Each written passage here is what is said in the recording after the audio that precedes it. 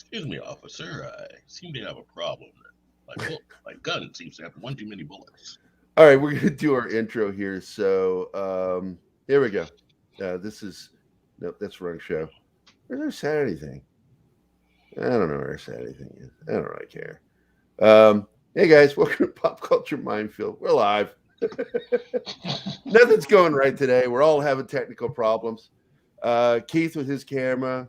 Our guest, my friend Andrew P. Anderson, is having mic troubles, and I'm just having trouble with my brain, and which is a technical issue.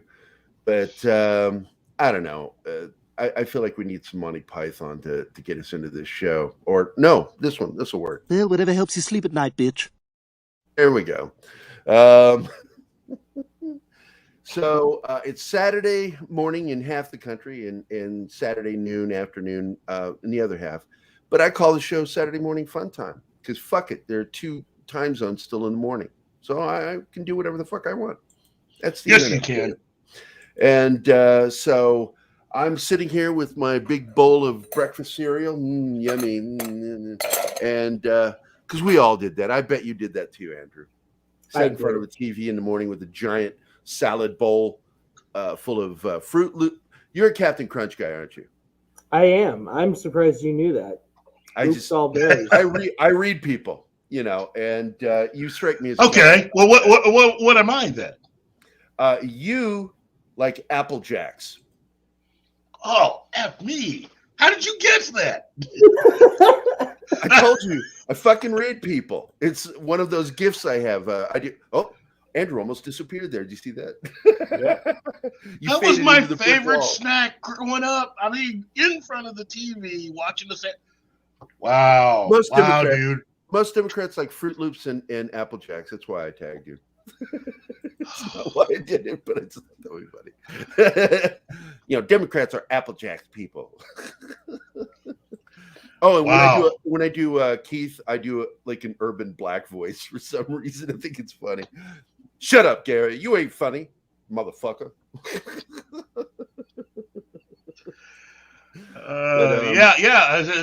My wife kind of noticed that.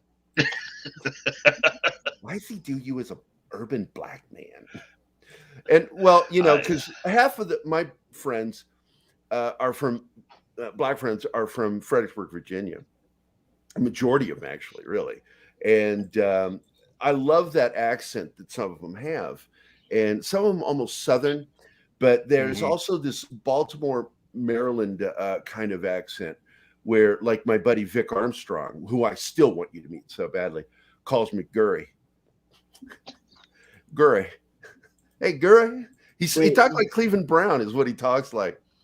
And, wait, Vic Armstrong, the stuntman? No. Victor Armstrong, my buddy from childhood. He was my walk to school buddy, and we hung out in school too, but we loved walking together in the mornings. And eventually he invited me over to his house to listen to his dad's records in the basement. And we'd pretend like we're going to listen to music, but then we'd put on Richard Pryor, Dick Gregory, Red Fox. And I would just be laughing my ass off going, I've never heard this comedy before. This is the great gift I had growing up of being friends with a lot of the black kids. I grew up in Phoenix, so all my friends there were white and Mexican. I moved to Virginia, and it was baptism by fire. I'm like, holy crap, I have because we lived in the poor side of town over by Hazel Hill, which is the old black side of town. Now it's mixed. It really is today. It's just the poor side of town. But I was like the only white kid for blocks when I grew up. And I discovered very quickly, because my dad didn't have money, moved there. He kidnapped me, illegally moved us to Virginia to hide from my mother and my family. And so I wasn't allowed to talk about my mom or my siblings. But he didn't have a job yet, and we had no food in the house. And one of our neighbors, and I wish I could remember her name, she had kids that I played with, and she was like, you ain't got no job. Oh, honey, you come over here, you have breakfast, lunch, and dinner. And she pointed at me and she was, and I expect you to come in here and ask for snacks. or I'll whoop your ass. She said those exact words to me. And so I had such an amazing experience. And some of my favorite teachers were Black teachers. I'm serious. My favorite teachers I still talk to, you know. Mr. McKinney was like, and his mother was my science teacher. He was my geography teacher, and his mother was my science teacher. And during class one day, I was fucking around, and Don Hicks, whom you've seen on my Facebook page, Keith, Don Hicks started goofing around. Morning, Brett. How's it down? He's from down under. He's in our chat right now. Zax is here. What's up, brother? And Mrs. Williams was like getting irritated with Don. And he's like, well, you let Gary talk and do stuff. She goes, Gary gets his work done. And I'm like going, that will be the only time that is ever said about me in school. Because I was a terrible student. That really was. I was a terrible student too. And my sister was so advanced, she got bumped into the same grade as me. Oh, no shit. How much younger? She's only 2 years younger. So 2 classes under you, and she was, yeah. That had to embarrass you. Not really. Really? I really didn't care. A younger sibling fucking in the same grade with you, that would have driven my brothers crazy. Oh, I tell you, it made me so happy because, like, one time her name was Mrs. Williams as well. She came in and she was mad, and she went, "I'm so disappointed in everyone. There's only 2 people that passed this 6 weeks, and it's Amy, who is my sister." And then she goes, and Andrew. My sister passed with a 90. I passed with like a 75. Oh my God. So it was a little bit like gender swap with young Sheldon. Yeah. When we ended up going to public school, my sister had the person in charge, the counselor, was like, no, we need to put her back with people her age so she can develop with those people. We have the programs in place. But when you're in private school, they just advance you because they don't have the curriculum to deal with gifted and talented students. But yeah, she, Mrs. Williams, she hated me. Right. So Keith, get in here, buddy. Ask some questions. Say something. Okay. Look, what was the comic that really just broke through to you when you were a child? What was that big first comic book that you fell in love with? Speed Racer. Cool. Yeah. So like that was the big one. But my dad had gone to like this hotel. Like the big reason I read a lot is because of comics. Uh-huh. I think that's the same with most of all comic creators. My dad went to my dad was a telecommunications installer before he became an engineer. And he went to one of the places where he was doing the installation of the central office. While he was there, they had a comic convention. And this was back in the early 90s when things were like boom, and like Image Comics had just come out. And so he came home with like a stack of like Flintstones, Bugs Bunny comics, all sorts of stuff like that. And I had a stack of comics that I just read as a kid and stuff. I can't remember the first comic I ever read, which I think it's weird that there are people out there that can tell you exactly what their first issue was. I think a lot of those guys are lying. Like, oh yeah, it was Superman. Like, I couldn't tell you. I read Flintstones. I read Scooby-Doo, whatever they had. But the big one was Speed Racer, the Now Comics Speed Racer series. So cool.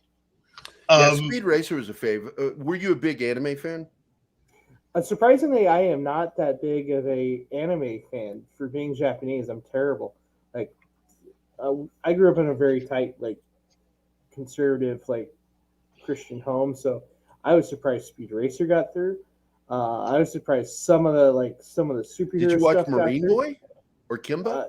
No, not even. Like that was the thing. Like Speed Racer was the only like until I got to high school, I didn't know anime was a thing. Like I think Robotech was like my first one, and then I had this friend Sean who introduced me to Ghost in the Shell.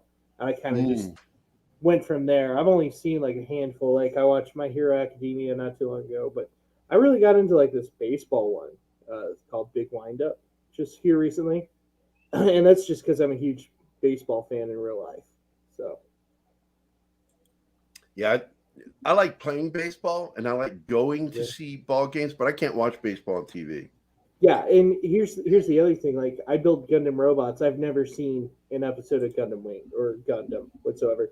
And I talk to my cousins in Japan all the time, and they're like, "Wow, you build these robots? Do you watch?" I was like, "I've never seen an episode." And they sent me like a shocked Pikachu looking face thing. And there was another one. They'll send me stuff like, "Hey, we hear this is huge in America. Have you seen it?" Apparently, it was something called Demon Slayer. I've never heard of it. So. Yeah, it's like because I grew up on anime too. I watched I could hardly wait to get home in the afternoons or watch before going to school in the morning. Kimba the White Lion, Speed Racer, Marine Boy was just absolutely one of my favorite. We talk about it at school, because I just loved that show. I wanted to see a live action Marine Boy. I'm like, that'll be a badass movie, right? Throwing his boomerang and fucking. Chewing on oxygum. Was that the name? Oxygum? I think so, yeah. He had to chew this gum to be able to breathe underwater. And of course, I thought it was hilarious. We all made fun of it that his dolphin sounded like a turkey gobble instead of like a dolphin. Like, it was like, just like, what the fuck? Don't the Japanese know how dolphins sound? They kill so many of them. It was the early 70s, man. We weren't really supposed to notice. We were just supposed to. That show is so done cheaply when they translated it. Just they always had the same fucking actors. Oh, it's the same with Speed Racer. Peter Fernandez, who played Speed, also played Rex Racer as well. Yeah, it's just they use the same actors to do different voices, and so I think it was very cheaply done. I think when they wanted to convert it to English, they decided not to spend as much money on it. So Peter Fernandez had to get creative, and I think it was only 3 actors total that worked on that show. Connie Orr and one other person.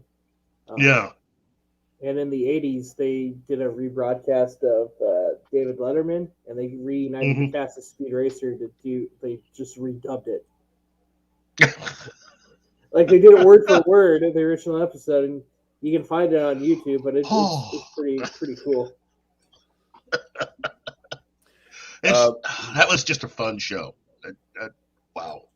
Did you enjoy the movie, the film version by the Wachowskis? Yeah, actually. So the race in the middle is very classic Speed Racer, staying true to the anime. Oh yeah. And that was like the biggest part. My biggest gripe with the movie was I didn't have a problem with like I think it's visually a masterpiece. The way they handled Spritle though was my biggest issue with it. But they stayed true to the spirit, I feel, especially with that rate. The Monte Cristo? The Casa Cristo or something like that. Yeah. So like they stayed true to the mythos and stuff like that. And you saw the Mammoth car and the GRX and all sorts of really cool, like if you were a true fan, and they spent like $500,000 to acquire the sound effects of the original Mach 5.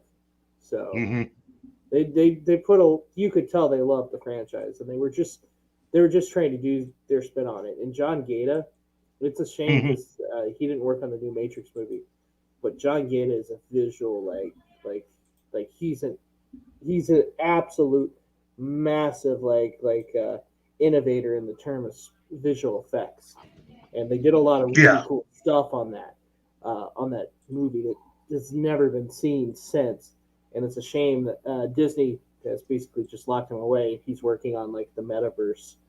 Like he developed like a real-time like motion captures, kind of like what they use in Avatar, so you could see like the CG character rendered in real time for Star Wars.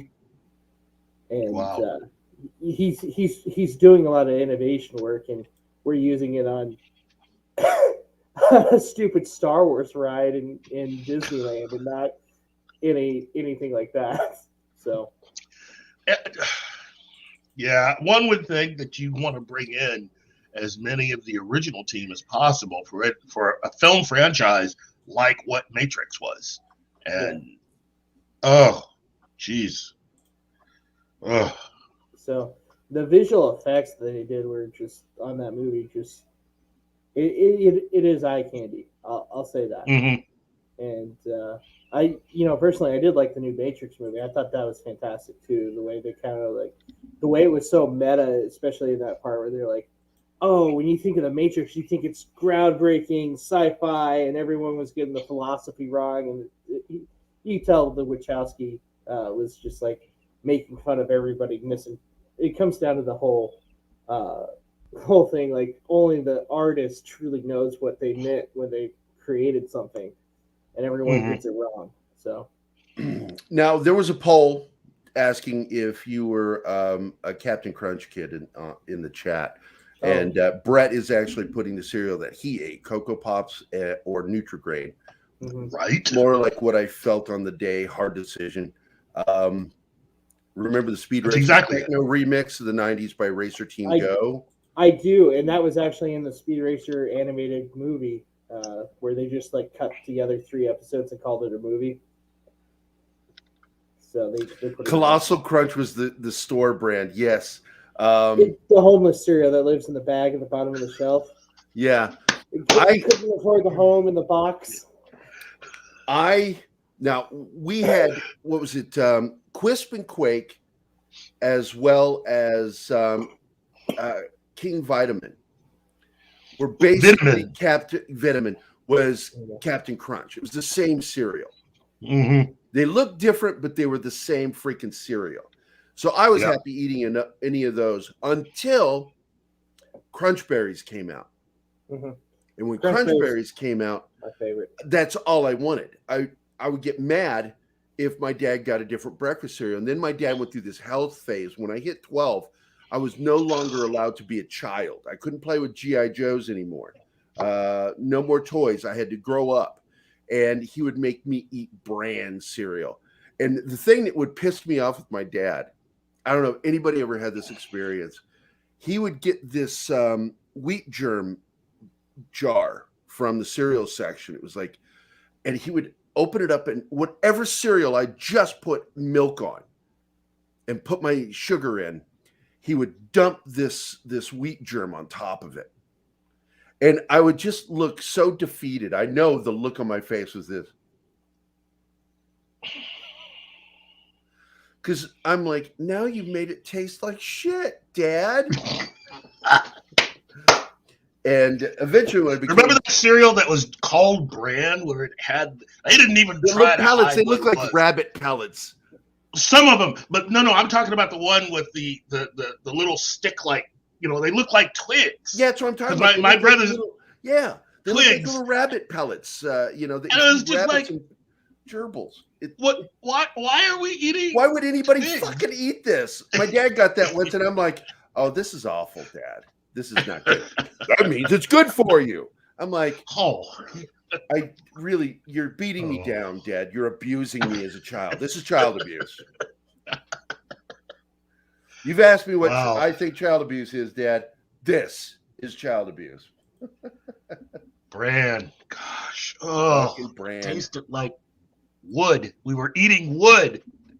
Yeah. Grape nuts, now, on the other hand, I love the hell out of grape nuts. Me too. And I learned as a kid, did you learn this? That if you add hot water to grape nuts, it becomes a hot cereal. A hot cereal. My wife didn't know that until just the other day. Really? Mel didn't know that. I should know that. That's crazy. I'm sorry, we're not ignoring you, Andrew. I'm not trying to throw my wife under the bus. I love her. I do. Yeah, Keith and I are best friends for a reason, because we like talking. We'll get on the phone. And this is what I used to get mad at Keith for. He'd call me and then talk to me for like an hour, and I'm like, dude, this was a whole fucking episode we could have done. I get after him enough now. Save it for the show. He'll start doing it like pre-show before we go live. I'm like, save it for the show. We ever did a show called Pre-Show? I'm all over it. I actually want to find a way to do that because I want to invite our members to come to the after shows or even watch the pre-show, that they have access to that. But Streamlab or StreamYard doesn't offer that, and Streamlabs doesn't either. Nobody offers it that I'm aware of, and it bugs me. You would have to do like a Google Hangouts sort of thing. Yeah, I want to do that because I love, when we start talking, man. There's a whole show sometimes before an episode or after an episode. We'll get in there because like Flaccid Phoenix got involved with our one of our after show chats, and it was a lot of fun. But hey, we got Michael Moncrief here, your brother. Oh, well. Keith likes kicks. Well. Kicks is for kids. I always joke, kicks is for people. It's people food because it's like I always thought kicks had like no flavor. It's like this is what I would feed a kid just to keep him alive. It's not real cereal. It cracks me up that you like kicks, man. Jesus Christ, I thought more of you than that, Keith. What are you saying? That's verging on child abuse. You're right, Brett. Eating that kind of cereal. Flaccid Phoenix dropped a great video this morning. I've not gotten to watch it yet because I've been preparing for this thing. I'll watch it after the show while I'm working because I got to work on that cover for Mark May today. I got to finish it. But I'm doing the retarded cop from Family Guy. Do you watch Family Guy at all? I haven't since the early days of Family Guy. I was talking about that with my girlfriend. I really haven't watched anything more modern, but we can quote the old early thousands of Family Guy. Well, yeah, because I watch adult animation religiously because I've got a fucked up sense of humor, and they usually feed right into it. Monkey Jeebus says, "Hey, Keith's better brother." Ouch. Yeah, Monkey Jeebus in for the kill. I'm just kidding. Ouch. No, it's too late. You heard him. Actually, you better not let my youngest brother hear that.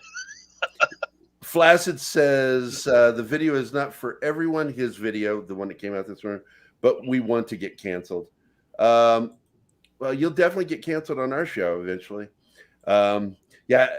Flaccid and I had a little bit of a back and forth this morning over Star Wars because he said, too many people think that Jon Favreau is the savior. I really don't think that's the case. I think that they considered him the guy that could lead the way.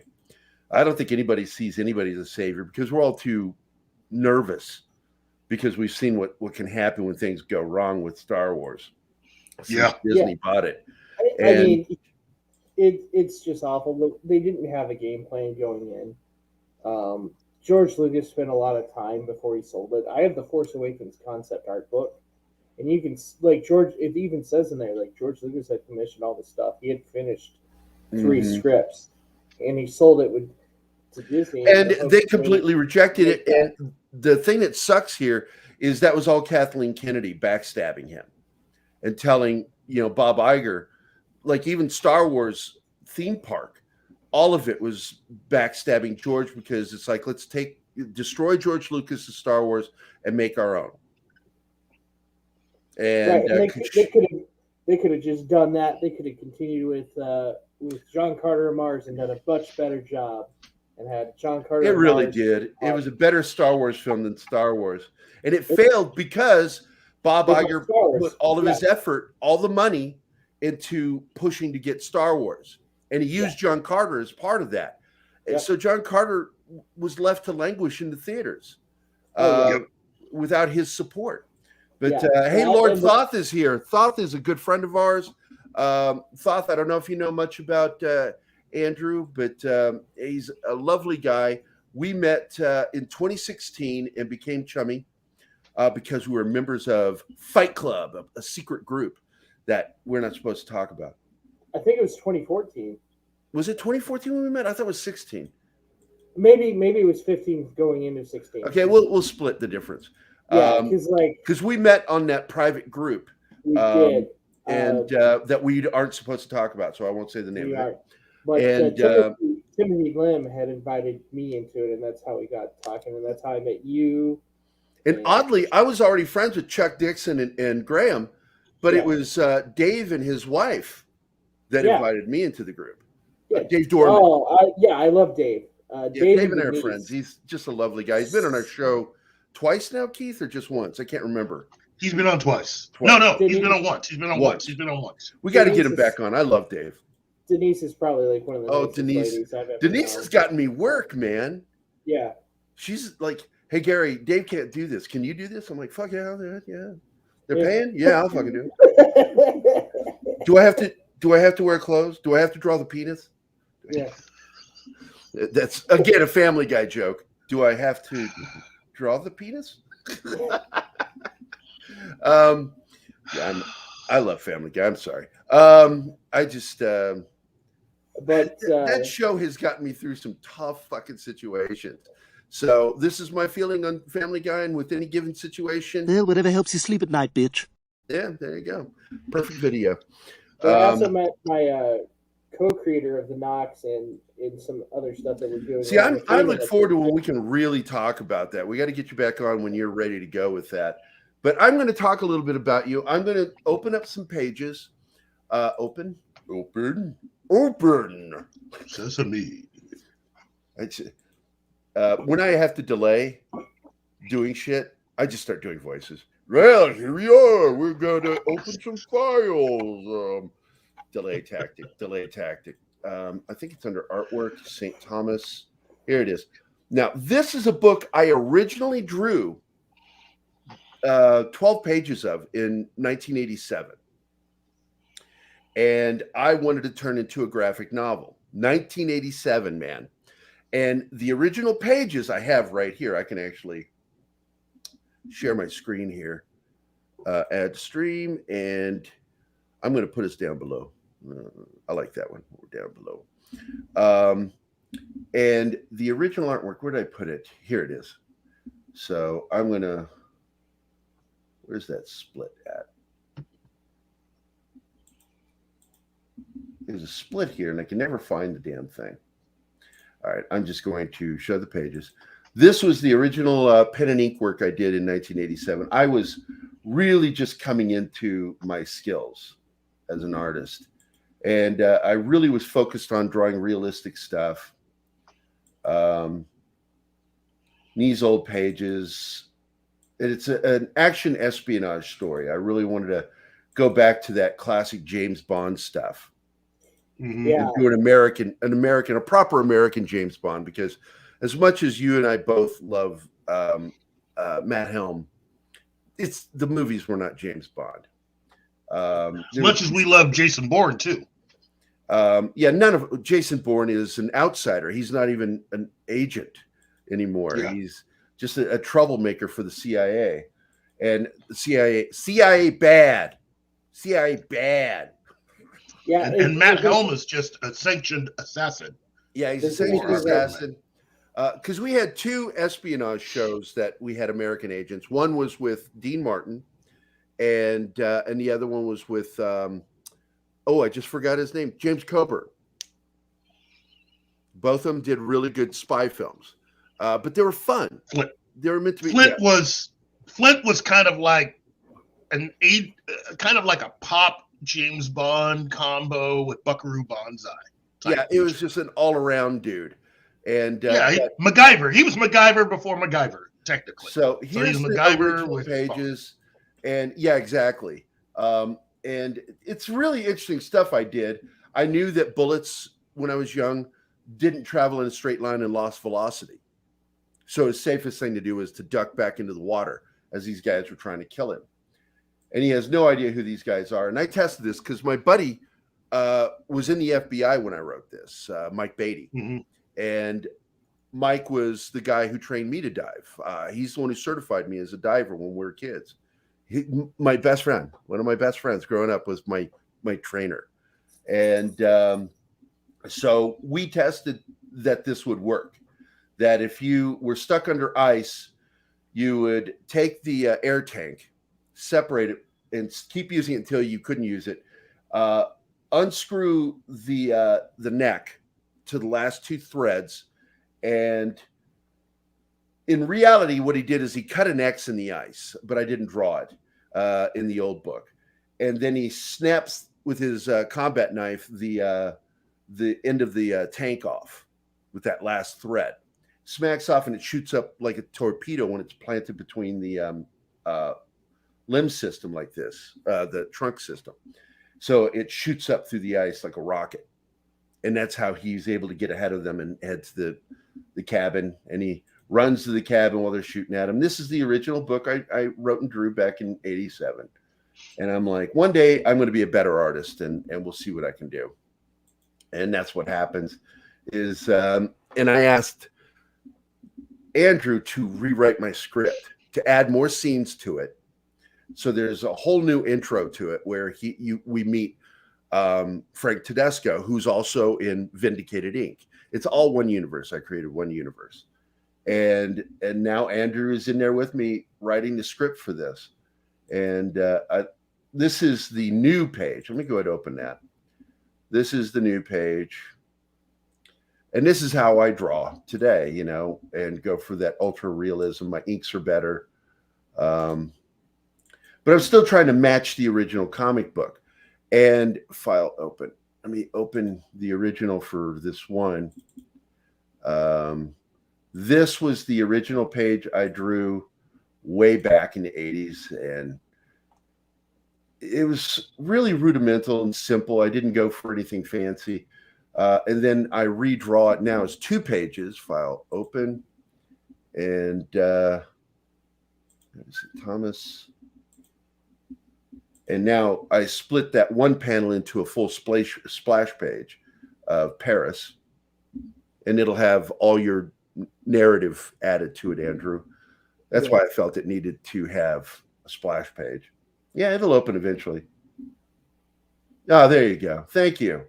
So, you know, I did this cool layer thing here showing Paris in the background, the walkway, Tout de Fer. And then this page where we see this guy walking his groceries to his room, you know, hotel where he lives. This is the original artwork. I'm going to redraw this. And then I redrew this whole thing to be more realistic and more cinematic. And the guy shooting him in my actual hard inking stocks. I like solid blacks. I don't like hatching. I like solid blacks.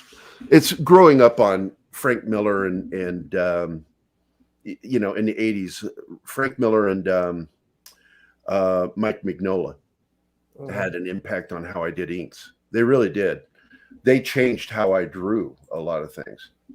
So these are some of the new pages. I don't know if you've even seen these, Andrew. I've seen a handful of them the last time we talked about it, but not anything like this. Yeah, so I imagine they're in the Dropbox for me to look at. I don't know if I know they're on OneDrive. Okay. But I redrew a lot of stuff. Let me go into OneDrive because I think there's more in the OneDrive. I got to go into my comics projects, St. Thomas. And yeah, we have this scene redrawn. Hello. You can, oh, it's got it downloaded. I hate OneDrive sometimes. Because I redrew a lot of this. But let's get into some of the other stuff while we're waiting for that. I want to show some of the other stuff you've worked on. And I need to get caught up on our chat. Because I'm doing everything today. Where are you, Zax? Why aren't you in here helping me, you son of a bitch? Zax usually does the back end stuff while I'm doing the show. Oh, okay. Hello, lovely Sherry. Oh, lovely Sherry's here. Yeah. Yeah. Zax, John Carter is super underrated. Completely concur. Worst Saturday morning cereal, Kellogg's whole brand cereal. Yeah, that's just garbage. Who made that? Somebody that hated kids. That's it. Yeah, they had the flakes, but they also that was 2 different companies though. The one with the sticks. Oh, fuck was you, the one from Flaccid. Kellogg's. That is a lie. You son of a bitch. I never said any such thing. You're just a troublemaker. That's what you are.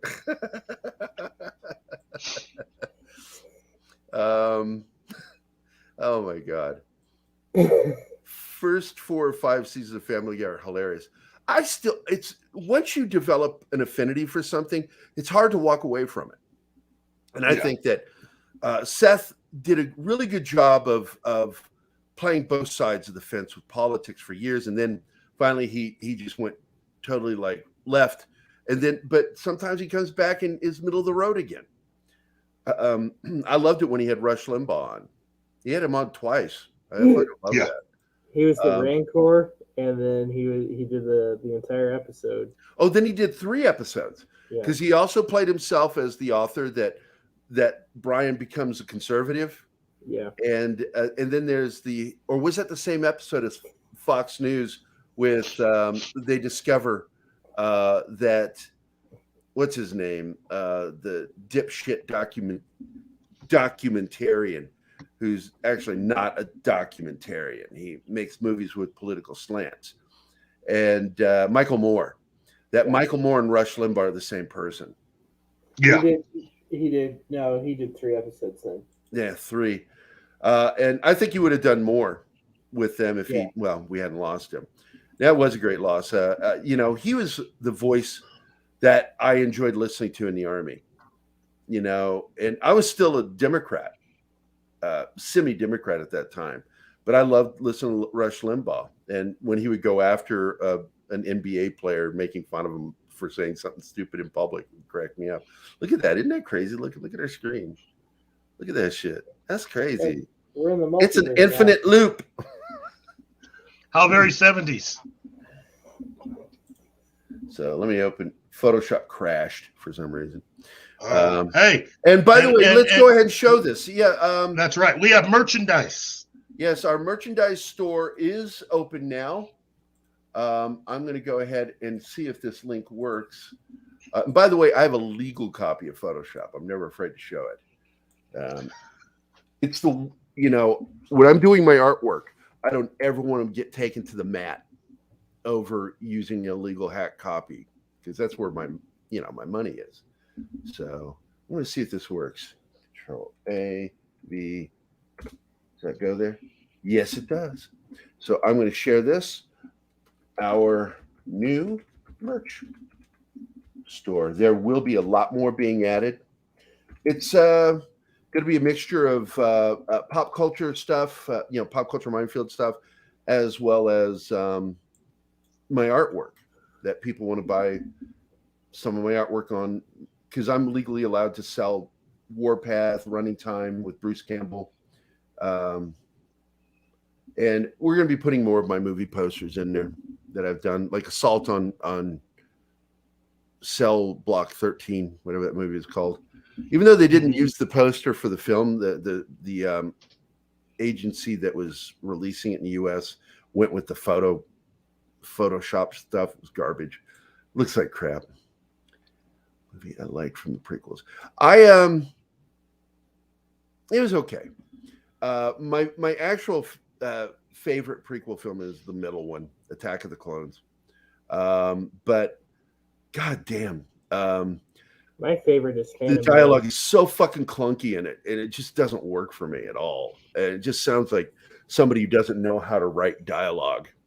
Lucas. Well, he didn't have a yes man.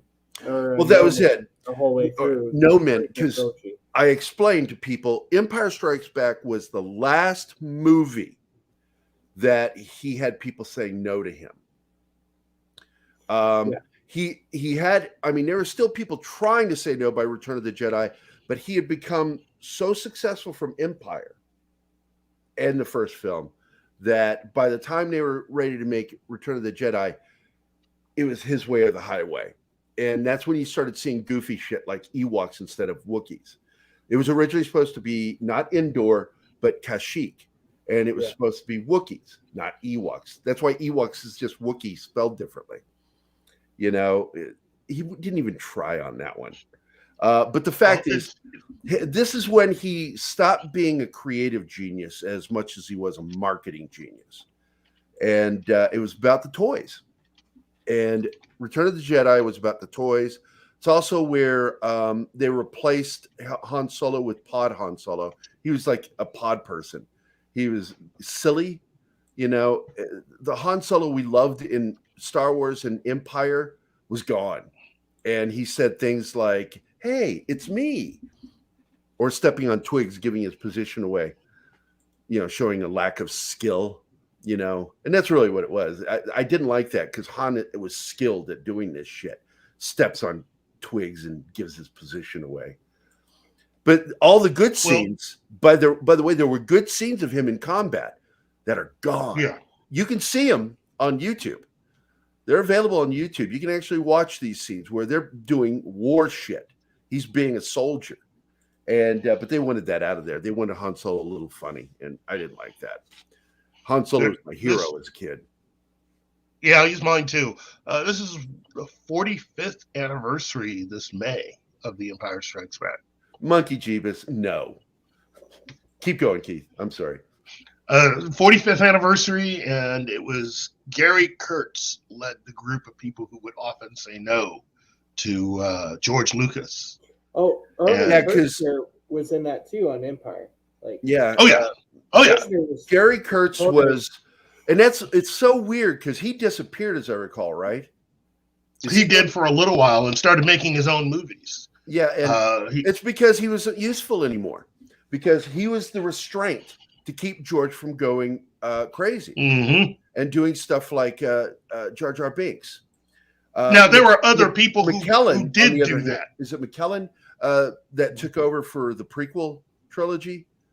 Oh, McCallum. that was Rob McCallum. Yeah, he was absolutely a yes man, and you can watch it in the making of Rick McCallum. Rick McCallum.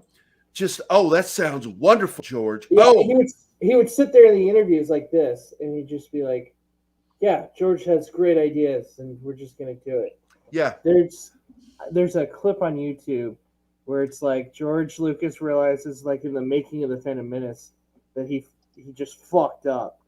And there's a narrator going over it, and it's like he already realized that he's too fucked up in the way it's edited, and he can't even save his own movie. Are you flipping people off in that photo, lovely Sherry? Is that your middle finger? It looks like your middle finger to me. She's so awesome. I can't remember which channel it was, if it was Midnight's Edge or who. And I'm so glad she's joined our audience to watch, because she's a lot of fun.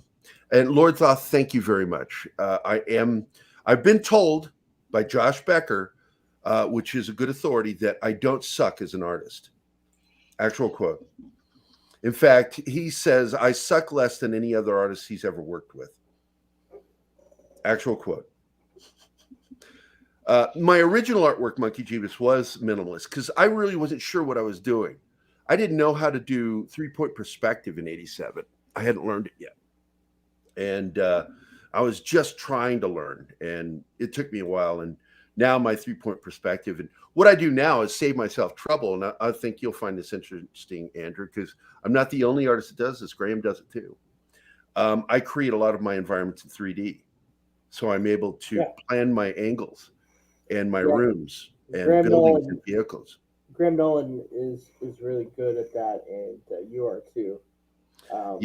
My vehicles are spot on. My weapons are always spot on because I either build it or I buy really good models to use, and I'll use them again, especially weapons. So when I want an angle on a weapon, I get it exactly right. Ron does that all by hand, man, and Ron's old school. Here's what I was taught. I was taught by Drew Struzan that, Gary, can you do a portrait? Yes, I can do a portrait. If you put a photo next to the canvas, can you look at that photo and draw that exactly? I mean, it's spot on. I'm like, yeah, it's what I made my living at, doing portraits for years. And he says, now imagine the ability to suddenly put that on the canvas and be able to draw the person more accurately and in less time. Because when you're doing portraiture, it takes a while to be that accurate. But imagine projecting it onto the canvas. And I'm like, oh my God. And so I learned that because of Drew Struzan.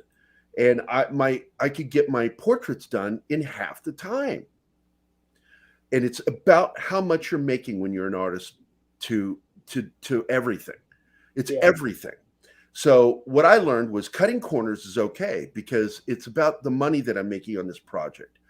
And I'm still going to put out quality work. I'm just going to cut corners and cheat.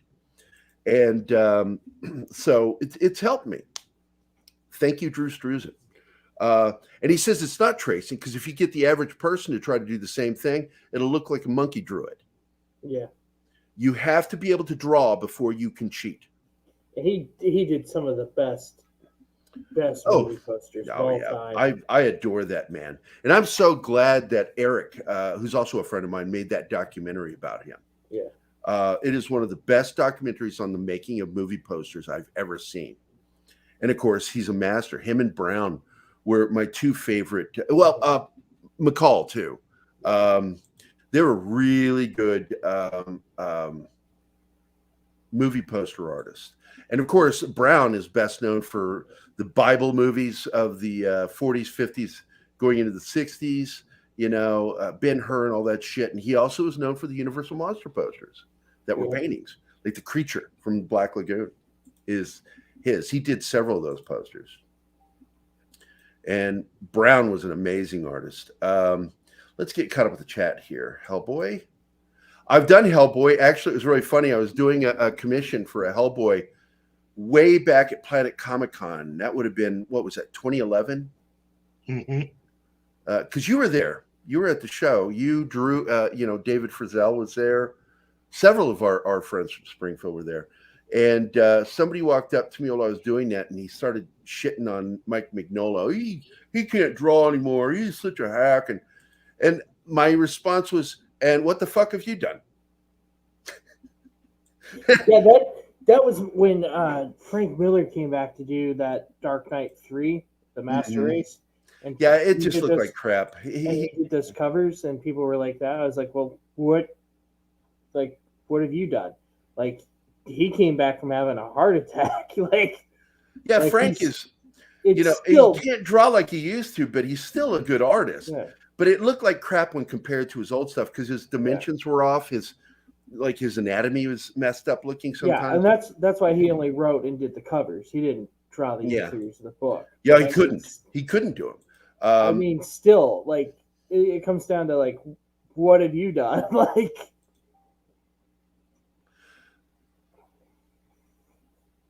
Oh my God, Zach, go fuck yourself, buddy. Gary's favorite teacher was black. His favorite friend is black. Of course, you like solid blacks in your inks. Yeah, you reach for that one, buddy. You're reaching.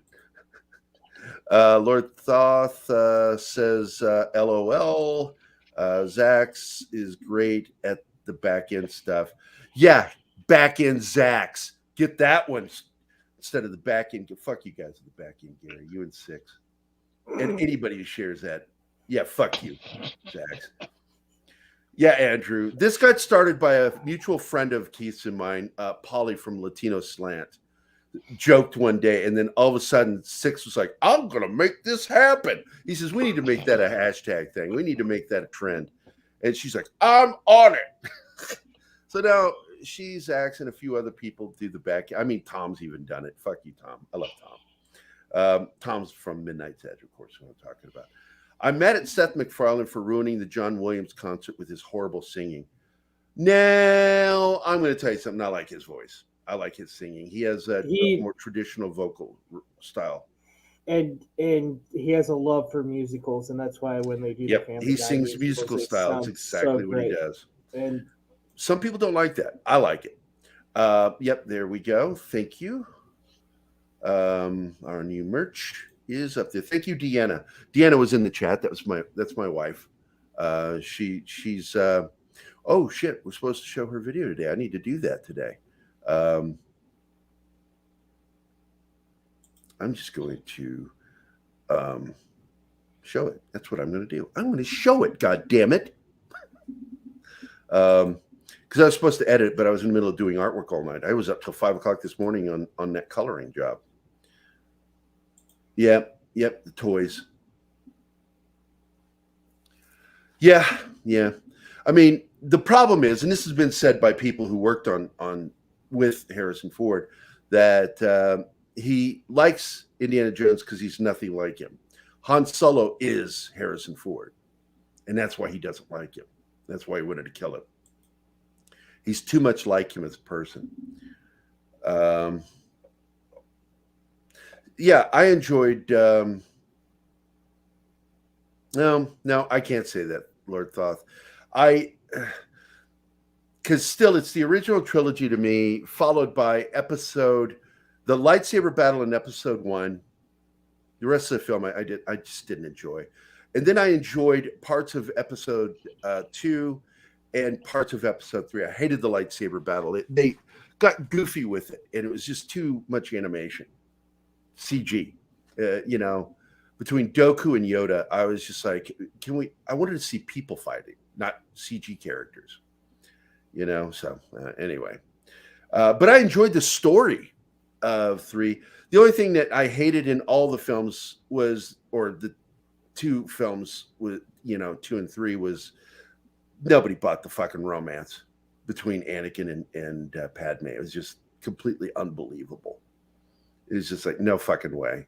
Man, they should have had him start not as a little kid in episode 1. He should have been 12 years old.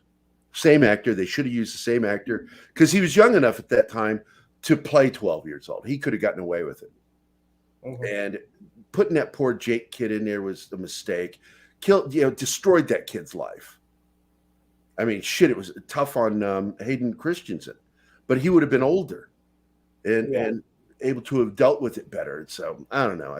I've always been irritated with George over what he did. Gomer Kyle is here. What is up? Love that guy. Gomer Kyle. High praise indeed. Lord Thoth. I draw in different styles depending on my mood. Well, I think I'm about caught up now with our thing. Yeah, he's being punny. There's my wife. Yeah, eventually I'll play it, sweetie. Thanks for the sub. It's that or I can do it later as its own video and just release it. But she did a review on Vox Machina. And we're both loving it. I am not looking forward to Lord of the Rings. I'm not going to watch it. I'm not going to talk about it past this conversation right now. This is probably the last time I talk about it. Because talking about it is promoting it, even if we talk shit about it. Right. I'm just not going to waste my time on that fucking show. They're real time garbage. It's woke garbage. So is Lord of the Rings. They've completely shit all over J.R.R. Tolkien because, and every single one of my black nerd friends absolutely says the same thing. It's like, there's nothing wrong with what J.R.R. Tolkien wrote. Leave it alone. Leave it the it has its own. Oh, that's right. I have a black friend named Keith. It is its own thing, and what really disturbs me is how Hollywood seems to forget that there are other cultures that have unique ways of presenting characters. Hell, I mean, just with all of the legends and different religions and gods of Africa, how little of that you've actually seen Hollywood get invested in. Yeah. Well, Hollywood. Neil Gaiman wrote Anansi Boys, and it was fantastic. It was a sequel to American Gods, but no one ever picked it up. Yeah. My wife is going to watch it because she loves watching train wrecks, but she knows I'm not going to watch with her. She'll be watching that on her own. I'm not going to give it the time of day. Once I saw what they were doing, I'm like, nope, not going to do it. Fuck you. Fuck Bezos and his fucking leftist ideology and fucking the woke shit that he promotes. What's the new LOTR stuff? There's only 3 movies. Look, man, there are multiple books, and which were the movies, and the fact is they need to adhere to the books. And I cannot believe that his piece of shit son let this shit be sold to Amazon this way and be done this way. He did his dad wrong. here's another thing. For as close as they got to freaking the book on the Reacher series, which was, by the way, 95% close, I can't believe they're not getting that. And with the Expanse, apparently, the Expanse is pretty close to the books as well. Yeah, but they ended it. I was not happy that they ended it the way they did. I didn't like the ending of last season because he was having personal issues with a female fan, so they just killed him off. I haven't seen it. Oh, then I spoiled it for you. Tough on you. Hey. I'm a dick. I don't care. Like if you haven't watched it within a month of its release, it's on you. That's on me. Yeah, just like, and that's not just you. That's anybody. I'm saying that about anybody. If you have not watched it within a month of its release, a movie or a TV show, that's on you. If people are talking about it and they spoil it, fuck you. You know. And I've got a lot of friends, probably some of them watching right now, that are like, I don't watch everything. You spoil so many things for me. Oh, I don't care about spoilers. That's why I'm on Mikey's site all the time. Yeah, Mikey is a good friend. I mean, we introduced Mikey to the YouTube. We were his first interview, and it was tough getting him on because he had the stroke. Yeah. So he was nervous about the way he speaks. Yeah. But I'm like, dude, you're gonna do fine. We love talking to you. And he came on, you know, he still won't go on camera. Mm-hmm. One day he will. But he's so nervous because of the stroke. And of course he had another stroke. He had a mini stroke. Yeah. I secretly believe he's really the next generation Charlie for Charlie's Angels, but that's just me. I love him. I love the way he supports the Philippines. He does a lot of posts about actors and actresses that are Filipino. And he points out people that people didn't even know were Filipino as Filipino. Because a lot of people don't know that about that young lady from the new Rooster Cogburn movie, the remake with Jeff Bridges. True Grit. You guys are horrible at helping. Just terrible. Keith, Andrew, both of you. It's got Jeff Bridges. Haley Steinfeld? Yeah. Haley Steinfeld is yeah, don't even fucking yeah, that was a minute ago when I needed you. And he's playing the John Wayne character in it, and the Coen brothers directed I it. enjoyed it. Even though I still prefer the original film, the new adaptation is a better adaptation of the book. Because it's based on the book. Yeah, but I make fun of the Coen brothers because I don't think they're very good writers. I think they're kind of dumb. They don't know. And proof of this is one of their most popular films with the dude. Because even I enjoyed the film. But it is easy to write characters that nobody cares about. And there's nobody in that movie that you really give a shit about. There's nobody. The closest thing is the guy that they kill and have to throw his ashes. And I still say that it's not because he was written well, but because of the way the actor played him, that he became sympathetic. A character that you like. Tarantino's the same way. Like any of Tarantino films. Oh, don't even get me started on Tarantino. You don't care about any of those characters. What makes Tarantino such a genius is the way he casts the film. Because he knows his writing's terrible. Well, he's the dialogue guy. He really writes snappy dialogue, really good dialogue. Mm-hmm. The problem is he breaks one of the greatest rules in screenwriting, which is every word of dialogue is there for one reason and one reason only, to push the story forward. And he doesn't do that. His dialogue, he'll only do it every once in a while. And he writes great opening scenes, first acts, and he writes all over the place with the second act. The second act just meanders. It's like, I don't know where I'm going. I'm just going to go there. Oh, I felt like that with that last one he came out, Once Upon a Time in Hollywood. I felt like it was too long. I got to tell you, I fucking enjoyed it so much because it's a great movie. He fixed one of the things he does that I fucking hate when he brings in narration in the third act. Like when he's doing the narration for Hateful Eight, I got so annoyed with that because I thought I had accidentally hit the director commentary. I'm like, what the fuck? Why is he talking all of a sudden? It was so jarring that it took me completely out of the fucking movie. And he also broke another rule that you don't introduce a major character after the first act. This is in screenwriting 101. how to write a 3-act story.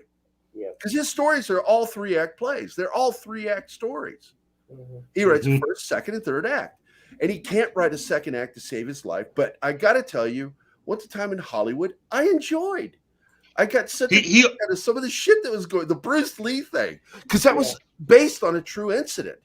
That what's his name, the wrestler judo master was doing stunts and working in Hollywood, and he kind of knocked the shit out of Bruce, and Bruce was impressed by it. He didn't do what he did in the movie. I thought he kind of went overhand, and of course the Lee family were not happy with it. And I was like, you didn't have to go that far, dude. But he's trying to point out that Bruce did get handled by a stuntman, and it's true. It did happen. My favorite line from that scene is where he's like, "Be careful, Bruce. The guy got away with killing his wife." Yeah, that guy.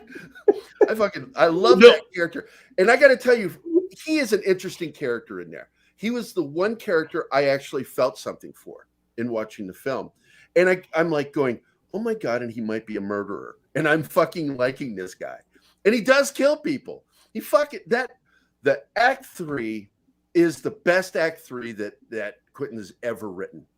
Because I had a lot of issues structurally and plot wise with Inglourious Bastards. Brad Pitt is playing his grandson from his character in Inglourious Bastards in that movie. Yeah, I heard that. So the character is so interesting in Hollywood. What were you gonna say, Keith? I was just gonna say, I mean, again, one of the best films that pretty much points out a lot of the problems that Tarantino and others have is Murder by Death. The character of Lionel Twain explains exactly how not to do things, and that's what that entire movie actually is. A treatise on everything that you just got through, blasting Quentin Tarantino about. And there's still a lot of people that have never seen that movie, Murder by Death. If you know the movie Clue, well, guess what? The people that did that movie Clue were fans of Murder by Death. And Murder by Death is a better film. There's no question about it. Yeah, it's a better film. When they made the film Clue, they really didn't know where to go with some of the stuff, which is how we ended up with the multiple endings. And I love that. I enjoy the fuck out of that film. I love the way Tim Curry says, no.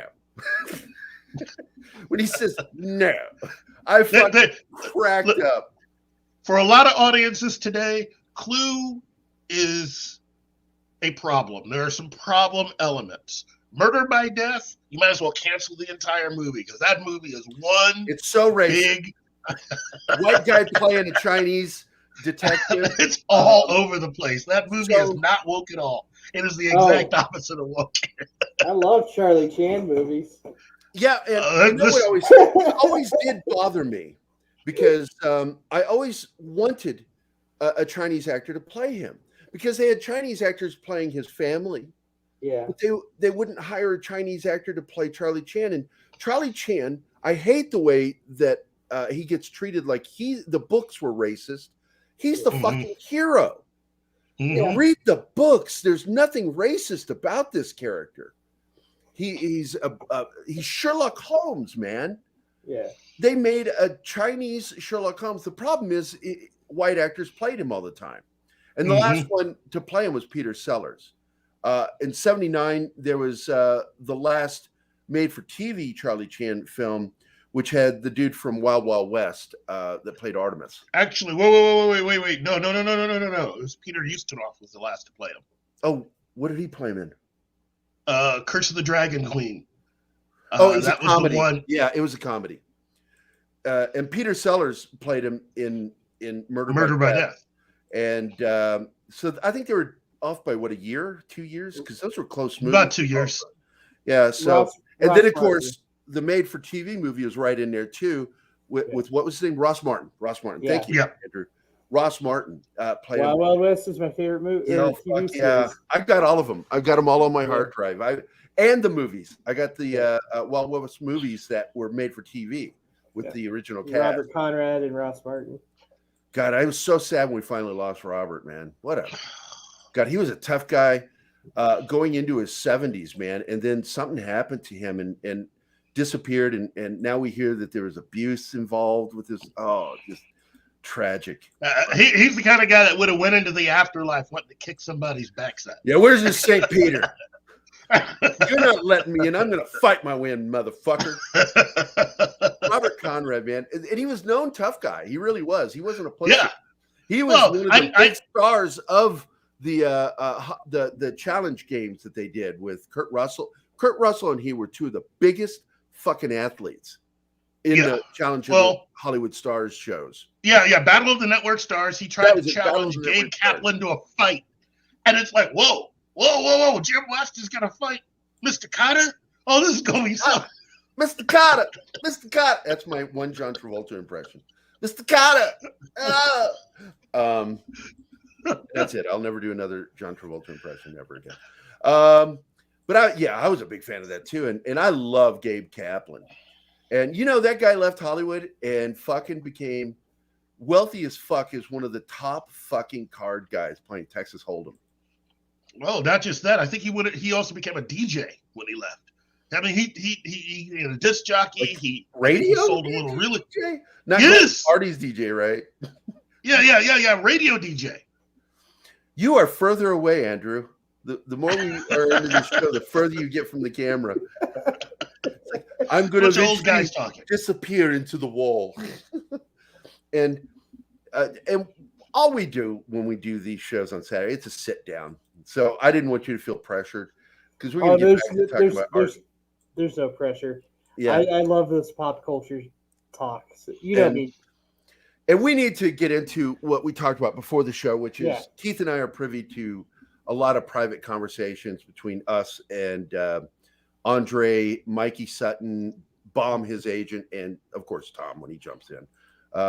I do find that Tom does not interact as much. He'll read, but he doesn't really interact with stuff. He's too busy. Andre has him working all the fucking time. But Andre will jump in there every once in a while and say something. And I caught him saying the same thing I did, which is we want to know what's going on behind the scenes right now because we've got to find out. And I'm done with this bullshit with, because look, I get Flaccid Phoenix's statement. I really do. I do understand you. But the fact is, none of us really saw John as a savior. What we saw him as the conduit that would help lead us back into good Star Wars. Mm-hmm. And the fact is he got hobbled because he made an amazing Star Wars show called The Mandalorian. And when he reintroduced Luke Skywalker, it was a shot across the bow. We knew it. We said it. It was a shot across the bow of Kathleen Kennedy. And Kathleen Kennedy, who was kind of in the background at this point, was like, wait a minute, what? And so she and her little fucking writers group, they're the fucking Empire. They are the Empire. And people are like, she's hobbled. No. She is not hobbled. Bob Chapek is not our friend. He's not our friend. He loves Kathleen Kennedy. His standing up and defending her was not him just trying to save face. That was him letting you know how he felt about Kathleen Kennedy during the investors meeting. He supports her, and he has apparently, and I can't confirm this yet, but we'll be able to confirm it. Mikey Sutton was talking about that she got a huge paycheck, and Bob let her know she's in charge. And so Boba Fett is the destruction and deconstruction of another Star Wars fan favorite. And they wanted to punish Jon Favreau personally. And that is why his name is front and center, that nobody from the writers group ever gets credit. But one of them is listed as a producer on it. And they're the ones that are controlling the script. That Jon Favreau never created fucking Vespa writers. Are you fucking kidding me that you believed he did that? Not for a second did I buy it. And when he was quoted by Tamura himself in an interview, and Ming-Na was trying to shut Tamura up, but Tamura's he's very candid dude. Very, I love candor, dude. I have a lot of candor. That's why some people don't like me, because I'm just too blunt and honest. I love that he talk shit about his own show. They had me talking too much. It was out of character. It didn't seem right. I tried to give my lines to Ming Na, but they wouldn't let me do it. They wanted me to say these lines. And when John left to Atlanta to work on the Mando episodes, he tried to do a workaround and went to the writer that was now in charge while he was gone, and say, hey, let me give these lines to Ming Na, thinking maybe he could finally do it. But he calls Jon Favreau, because he's too chicken shit, because everybody's afraid of Kathleen Kennedy right now. They're terrified of her. And what does Favreau say? He says something that's so out of character for him. This is a guy who loves improv. Yeah. Okay? This guy loves actors who take the line and make it better. Loves it. What did he say, Keith? Just go ahead and read them as written. Read them as written. That is so out of character for Favreau. I know for a fact, the minute I read that, this is Kathleen Kennedy in the writers group. Yeah. The minute I saw that, I knew that's what was going on. Keith and I are good at putting pieces together, connecting dots. Oh, when I was in the movie industry, working, my Sony rep took me out to lunch. He told me some things, so I knew like a lot of stuff was about to happen. Did he tell you things? I knew things were going to happen with Spider-Man in the MCU. I hear things. And it's very interesting because things he told me almost 10 years ago are now starting to fully happen. And I liked my job, so I wasn't going to like spill the beans everywhere. But yeah, there were some interesting things. Now, they weren't necessarily all true. Like, plans change, obviously. Yes. Like, originally, Tom Hardy was supposed to have a cameo in Far From Home. Far From Home, yeah, was the second one. Mm-hmm. And Tom Holland was supposed to have a cameo in the end credits of the first Venom. But they kind of pulled it because they didn't have, like, all the stuff together. So they kind of just rearranged stuff because timing of things and stuff like that. But I was told Tom Holland would have a crossover with Venom in some way. Fascinating stuff, dude. So well, again, ultimately, this is just going to lead and make it possible for Warner Brothers to pick up a lot more fans and do a lot more business, because you do have someone in David Zaslav who really doesn't care. I do not expect this guy to be a fan of DC Comics. What I expect him to do is get the business end of everything deleted scene back up and running, mm-hmm. and get everything and actually put people in place that want to work with their actual IP and not try to figure out tricky ways of keeping their job or mixing and matching and throw the fans out of the mix. I can fix DC Comics and films right away. Make the movies like the comics you made that people love. Well, see, and that's why we got excited, because, look, they've already, the studio's in a panic. Warner's in a panic that it's going to flop, because they're trending right now at 85 million opening instead of the 150. He's talking about the Batman. Yeah, the Batman. And the problem is this. The previews are not going well. That's why the first preview, where they allowed people to watch it, they came out of it and they started promoting Catwoman, thinking we really need to push Catwoman. Because who has time for a 3-hour Batman movie? That's what I'm saying. Well, especially when it's not a comic movie. And here's the thing. These superhero movies are getting longer and longer. No, hour and a half. You can tell a good superhero movie in an hour and a half. Avengers Endgame, Infinity War, whatever. It says really something about you as a writer if you can only write a 300-minute script. Mm-hmm. If you cannot sum that up, you're not a good writer. Yeah. If you can't weed through your own fucking writing to get you a 120-page fucking script, 90 to 120-page script, then you're not worth your weight. Now, to be completely honest, the thing about the Warner executives and their desperate need to catch up to the MCU, what they loved about what was being done with their films was they wanted them to basically spend very few films to get to where Marvel was, which is the reason why a lot of Zack Snyder's films were longer, because they wanted him to put as much stuff in there as possible. But the other side was that they thought that in doing that, it gave them a lot of material to be able on their own to cut out stuff. And so you hire a director to give you the movie that you asked for. Then you come back and start making choice cuts in the movie. You put the movie out, the movie doesn't do well. You blame the guy who gave you what you wanted and not think about the fact that you're just making cuts to something when you're not even a filmmaker. And so you place everything back the way that it should go. You show people the original version of that film. And I'm talking BVS. And suddenly you got a lot of people who hated the movie going, well, that makes a whole lot more sense now. And that was you do the same with BVS and Dawn of Justice, or not Dawn of Justice, but the Justice League. It was like you sat there, and I watched the unedited cuts, and I was like, the stuff. And I think there's a video on my YouTube page where I talked about the Ultimate Edition. The stuff you are cutting out is not the stuff you should be cutting out of that long thing. Yeah. Well, that's a problem we have, and I've said this about the editing process. Too many directors think themselves editors, and they're not. And you'll see them trimming scenes. And Keith and I talked. Well, I don't remember what it was we were talking about, where I said some of these scenes didn't make sense, that they don't have a payoff for what they set up.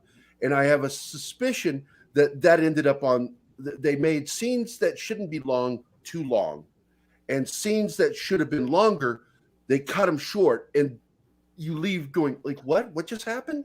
But there's stuff they didn't explain. You know, what was that? I can't remember what it is, but I was very annoyed with the editing. And also we need to add in David Ayer's original version of Suicide Squad. Yeah. All three of those films, because it originally was set up to be connected to Justice League. I do want to address this. No, I do not think Tamura made that story up, Zax. He was being candid, and Ming-Na was freaking out. Yeah, you could see it in her face. Yeah, she was freaking out that he was saying what he was saying. But he's older. He's in his 60s. He's like, Keith and I are getting closer to our 60s, and we're less and less giving a fuck what people think. And people have learned recently, I really don't give a fuck what you think of me. There was a show. Andrew, you would have enjoyed it. I was just on a friend's show, and his co-host fucking was poking me like a bear. And I am a bear. You don't want to fucking poke me. And I just absolutely lambasted him and called him an idiot live. I said, well, if that's what you think, if you think that Return of the Jedi is as good a film, if not better than Empire, you're a fucking idiot. And you don't know Star Wars like you think you do. Yeah. And I kept throwing the name at him that we brought up, Gary Kurtz. And he didn't even know who the fuck Gary Kurtz was and what role he played. And I'm like, I'm just talking to a fucking ignorant heathen. You're talking like you know something, don't like my opinion. Well, fuck you. Difference between ours is you have an opinion. I have an educated opinion. And I think people will listen to me before they listen to you.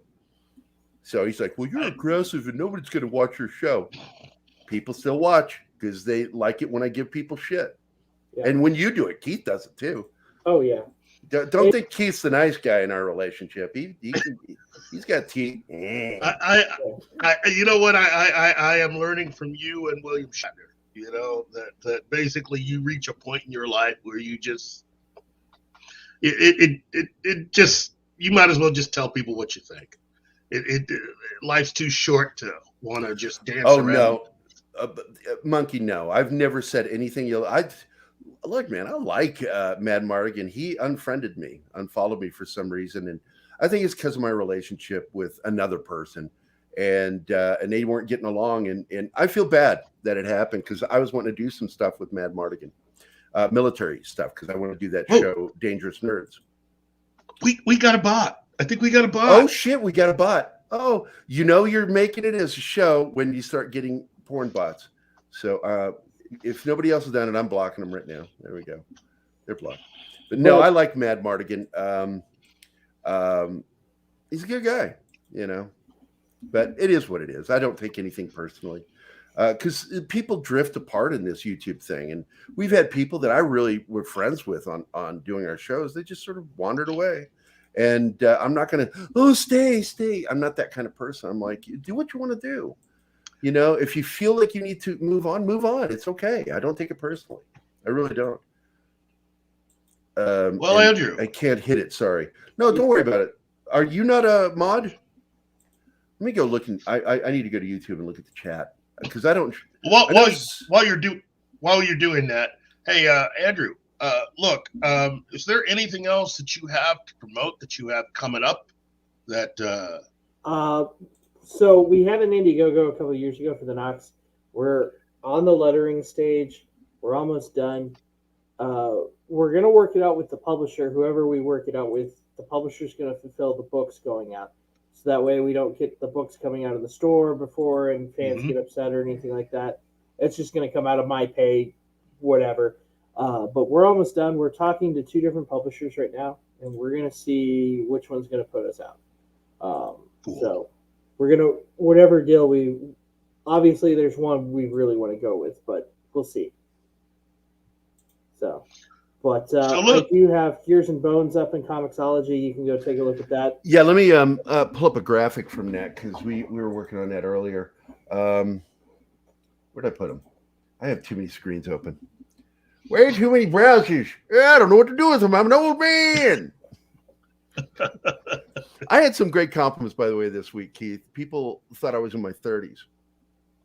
Really? Cool. Yeah, not as old as me. And I'm like going, double that? I'm like, I'm almost 60. And they're like, get the fuck out of here. And I'm like, yeah, the camera is nice to me. It really is. But Black Don't Crack. And Keith looks so much more younger than me, except for one thing. He don't color his hair. Why? I've earned every one of these. I've earned mine too, but if I don't color mine, you can't see it because I'm so white. You've seen it when I've had a mustache. It looked like all I had was this hair on my chin. It just was white on my lip, and I'm like, all right, I gotta start darkening it a little bit. So I add a little color to it. It's still gray, but yeah, I just started getting my first gray in my beard. So now, because you're only a quarter Japanese, because like a lot of my Japanese friends over the years, I didn't see them have a lot of gray. Yeah. They had black hair going into their 70s. Yeah, my grandmother was the same way. Black hair all the way, and then one day, poof, just all white. She looked. She died in October. She was close to like 98, something like that. And up until about 80, she looked like she was in her 40s. Damn. And then just like overnight, boom, she went from looking like she was in her 40s to looking like the ancient old woman, like the super woman. Hey, just to let everybody know, I think I got everybody added as mods. And Deanna, my wife, says I am a grumpy old man. It's true. I am cranky. I can get really fucking cranky pretty quickly. I'm like, yeah, get away from me. You whip us. You test them sometimes. Just so everyone knows, I do not get money from Gears and Bones. Go out, buy it if you want to read it through Comixology. I'm not stopping you from doing it. Just know. You do not need to defeat him again. I'm sorry. I don't get paid for this, but I want you guys to read it. Yeah, it's I want you to read his writing so you know who's working with me on St. Thomas. And we need to do some more stuff together after that before I lose my ability to draw. Yeah. And even once I lose my ability to draw, I'll still be able to do colors because I don't require a pen to do that. I do, I do traditional lassos and stuff with that most of the time. I don't need a pen. I know how to do the techniques without a pen. But anyway, Keith said my favorite line from Star Trek, and it's this. You do not need to defeat him again. He tasks me. He tasks me. because I say that all the time. When somebody annoys me, he tasks me. Fucking love Khan. What a great character. Stop that! It's silly. There we go. So, and we're always silly on this damn channel, even when we're serious.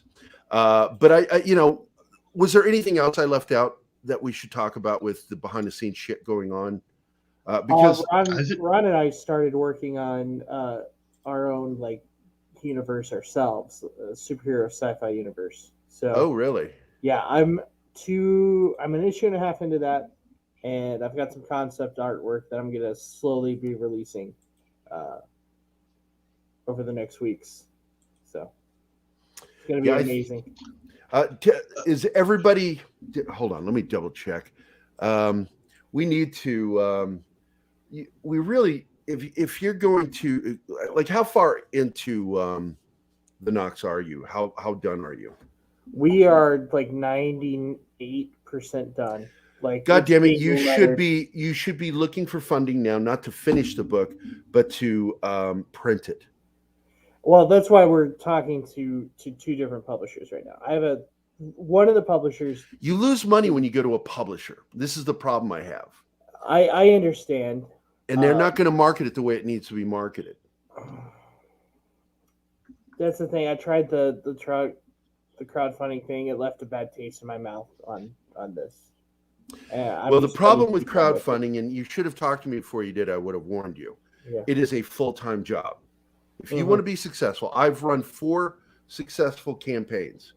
I've never run one that didn't get what it was looking for, because it is my job for the first few weeks, and then I relax a little bit, and then the last week to 2 weeks, you go back in and really get hot and heavy, and you try to get as much coverage as you can, get interviews, be on things where they share that link, get it out there. Don't be afraid to promote. It is, God, man, to have a successful campaign, it can really crush your soul. Yeah.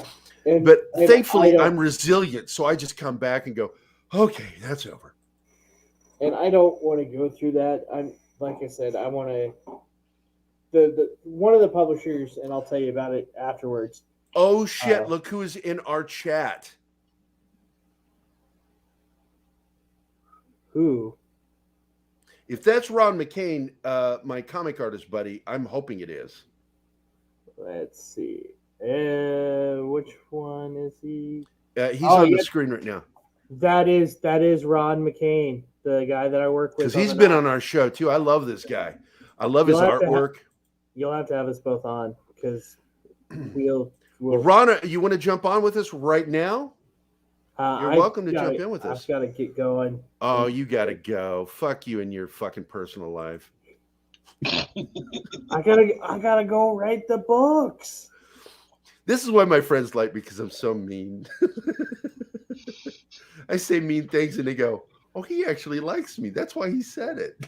Yeah, but and I like you, Andrew. You and I have talked. In fact, you have my phone number. So when I moved back to Springfield from Phoenix, you were on the phone with me a couple of times, and when I was going through the mountains, because I stress when I'm driving through mountains, so talking to you actually helped me get through the mountains. Yeah, and we talked about, you had a really good idea for an Indiana Jones story too. Yeah, well, Dark Horse loved it. Yeah, but they couldn't do it because we didn't know publicly yet that they had lost the license, that it was reverting to Disney. Well, guess who just got the license back? Did Dark Horse get it? Dark Horse got the Star Wars license back and the Lucasfilm license. Thank God, because they made good Star Wars and good Indiana Jones. They made good everything. They're pulling. I love Dark Horse. I wish I worked for Dark Horse, man. I would love to be published by them. Marvel's not even pulling good numbers right now. All the books are tanking. As far as I know, I haven't read a modern Marvel book in years. So. I'm sorry. I'm just reading what Flaccid Phoenix is saying to my wife. You know what? The thing about both Marvel and DC right now is they're both just choking. They are both choking. And Ryan Bendis, the best writer that both companies have or have had, just went insane at the end of Marvel and is continuing to go insane at DC. Yeah. But, This is not going to work out well for either one. So, Ron says, Keith, where's it at? I got to find it. He's asking Keith. He says, hi, gang. And he says, well, I saw him ask, what's up, Keith? Where's it at? Yeah, right there underneath. Hey, at Ron McCain, thanks for coming by. Yeah. My grade. Sup, sir? It's Ron. I love Ron. Such a cool dude. Yeah, I talk to him often. So, but I'm also making sure I'm going to make Ron a mod. There you go. You're a mod. Deanna, did I make you a mod too? Check and see. Nope, she is not a mod. She is a mod now. And how the fuck is deleted not a mod? I tell you, man, this is the problem. I need you to help me on some of this stuff, Keith. God damn it. Because it's like, if I'm in charge of everything, this show's going down in flames. I'm having so much trouble. But we got to grow this year because I've never pushed us to grow. And it's time we fucking grow. And but I'm going to go back to Photoshop to show some more of the book. So let me open this shit. File open. Does anybody else remember that? The ads from the 80s for, I don't know what department store that was. The one was always at the window door waiting for the store to open. The commercials. I love those commercials, man. Let's see.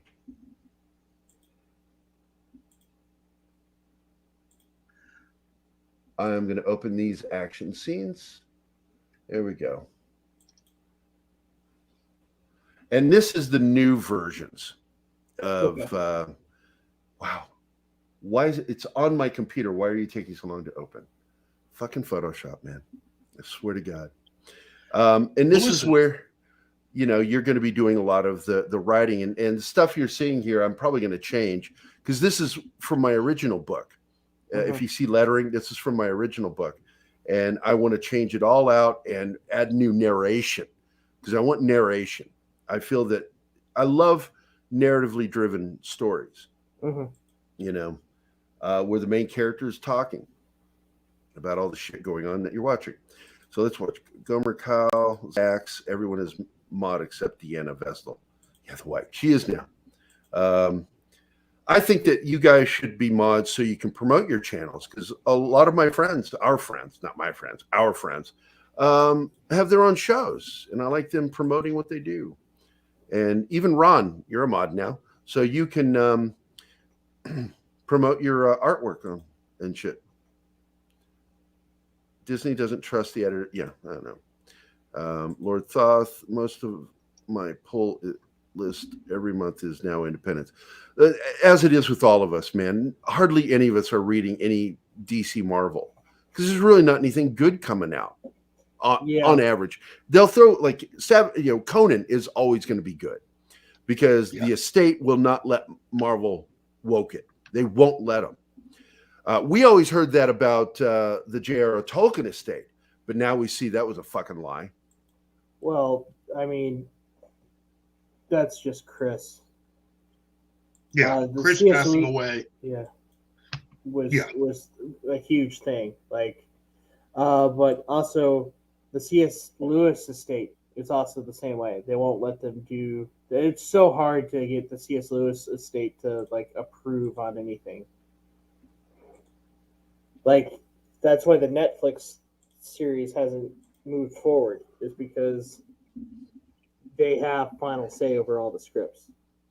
All right, I'm going to drop us to the side here so you can better see it and drop the chat. Hold on. Yeah, Monkey, all you guys promote your stuff on in our chat, man. Don't be big whores, but be whores. It's okay. And whoring is where you promote yourself because we all whore. But this is the way it looks now, and you can see the quality of my inking has changed a lot since I was in my 20s. Hey, how come my name's all in weird characters? Because you're Japanese. Okay. You want me to change it? I can go in there Nah, and change it. it's good. We're fine. I thought you did that on purpose. I did. I just wanted to make a joke later. Oh, you're a dick. Then I'm not changing it. I'm leaving it. Fuck you and your joke. This is one of the pages. It's actually the end of chapter 1. This is the new art of him running. A lot more detailed. Weapons, everything looks better. My sets look better. I'm better at doing backgrounds because I build this stuff in 3D, so I always know it looks good. And he reaches under the bed as he's going in. Guy with the Mac 10 comes running in, and then we get where's it at? Oh, I guess I'm not done with that page yet, where he gets shot. Yeah. And here I am working on, because I'm using the original comic is Blue Line, and I'm just redrawing it, inking it the way I ink now. Yeah. So it's going to look a lot better.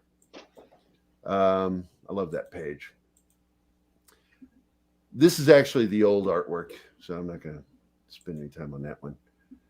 This one is new. So it's. I even showed the blood in the water better because I didn't like the way I drew the blood in the original. It looked weird. The close-up of the look as he sees his friend's been killed, and they turn and he opens fire on him. It's going to be a really good action story, and it ends on a sailboat in one of my favorite action scenes I've ever written. And I'm looking forward to seeing what you do with that scene, because he's trapped in the forward hold on his own boat, and the terrorists are on his deck trying to kill him. This is a personal vendetta story. I don't want to say what happens, but it's really cool because he can't get fully out of because he's got, if anybody knows anything about sailboats, the forward hold often has a plexiglass bubble hatch that can open a little bit, but you can't get out of it. So he's forced to do something, and I don't want to say what it is, in order to, because he knows there's a good chance he's going to die doing what he's doing, but he's got to kill these guys. And so, risking his own life, he takes them all out with a very clever thing. And when people see it, go, "Fuck, that's cool." And I'm like, "Yeah, I know." I always come up with cool ideas, and that's why I thought having somebody that's a good writer work with me on these cool ideas I have, it's going to really flesh them out, and people are going to like it. And this is, in my opinion, I don't know if it'll ever be America's James Bond, but I would like it to be, because it pays respect to law enforcement and our intelligence agencies rather than making them bad guys all the time, because it's what Bourne did. He made the intelligence groups bad guys. Only a few people are good guys within the intelligence community. It's like, come on, man, don't do that. They're good people out there risking their lives every day to fucking protect this country, just like the military, And it's not glamorous work, man. So it's downright shitty what they have to do, but they're doing it for the country they love. Zax. Yeah, Zax has a pretty good channel. I think he's okay. He's all right. He's not great. Oh, and he works on our show sometimes. Not today or yesterday. Zax left me fucking hanging, bitch. Oh, wait. Ron says that Mimi no Naka Desuki Shishida Huga. What the fuck is he saying?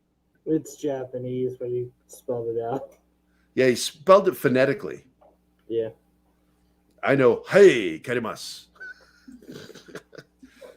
I know Ikitakimasu and Origato, Mr. Roboto. I know Origato. I know how to count it in Japanese. Ichi, ni, san, shi, go, roko, hichi, hachiku, ju, juichi, jushi, ju, and I can count to 100 in Japanese. Make a lick a high, make a hindy ho. Make a lick a high, make a hindy low.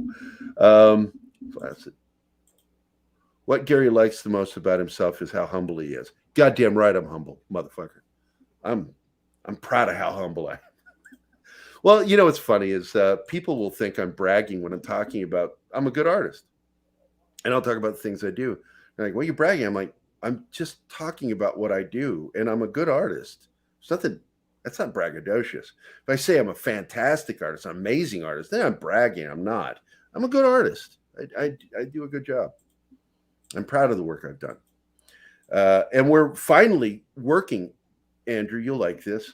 We're finally working towards doing Code Word Geronimo again. Oh, okay. Because we won the Military Writers Award, and I think we got a chance of winning it again because I went in and changed some stuff.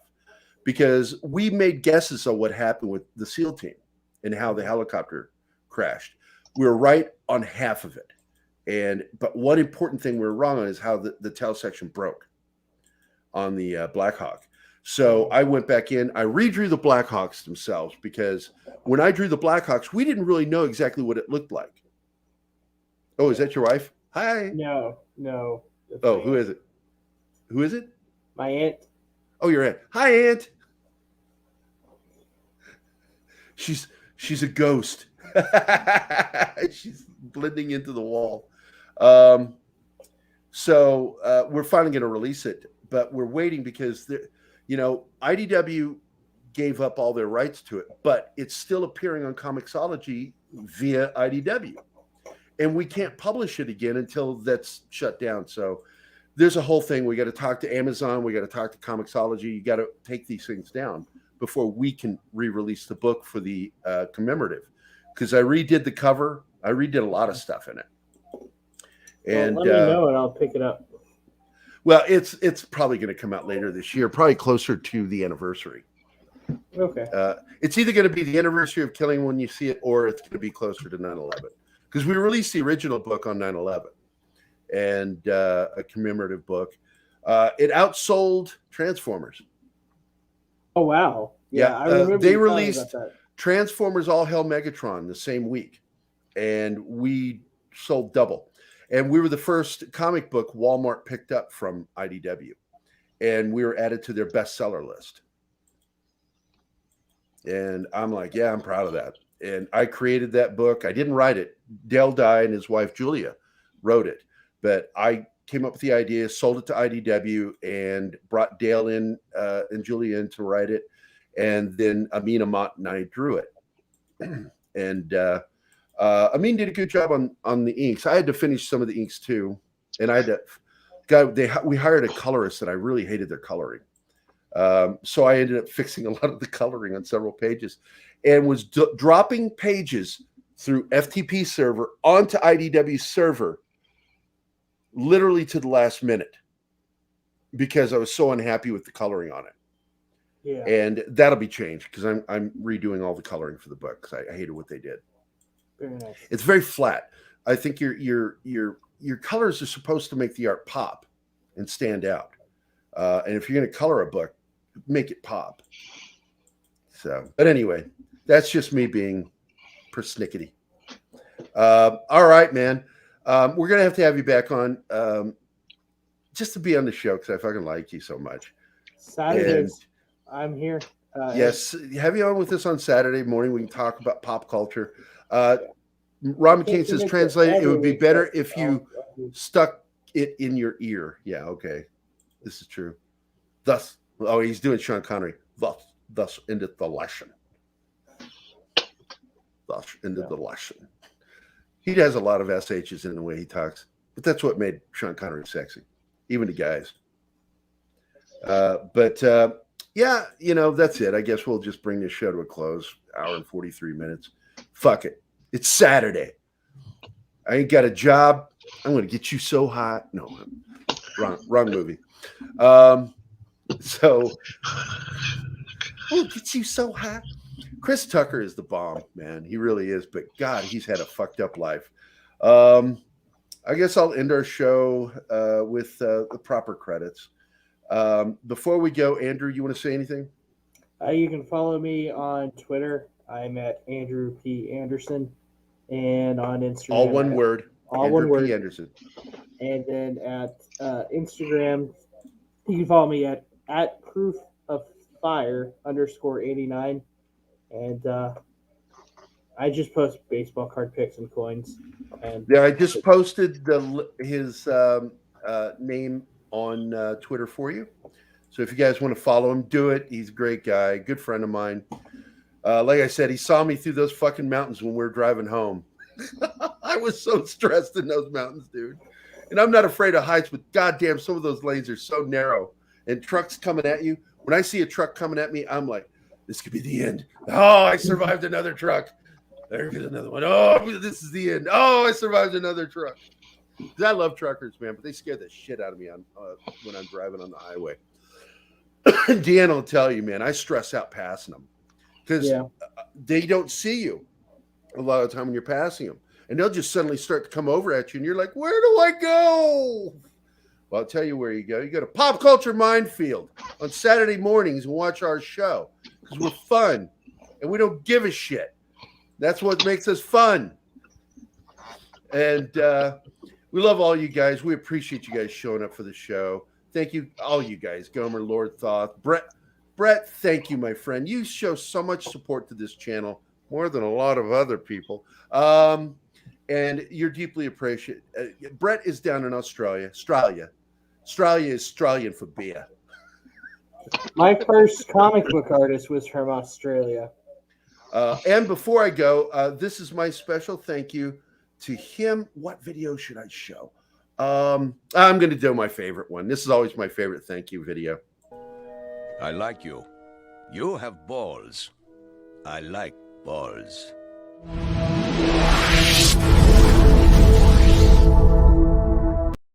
That's to you, Brett. Thank you so much, man.